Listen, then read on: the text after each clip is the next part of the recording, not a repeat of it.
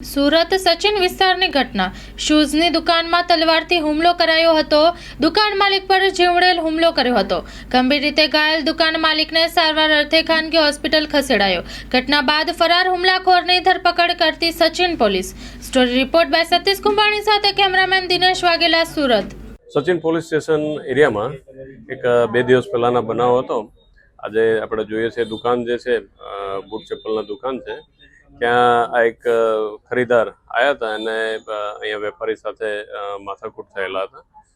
તો એ બાબતે ઉશ્કેરાઈ જઈને અને ઘરે જઈ પછી પોતાના ગાડી લઈ અહીંયા આવી અને વેપારી અને એના દીકરા ઉપર તલવાર વડે હુમલો કરેલો હતો।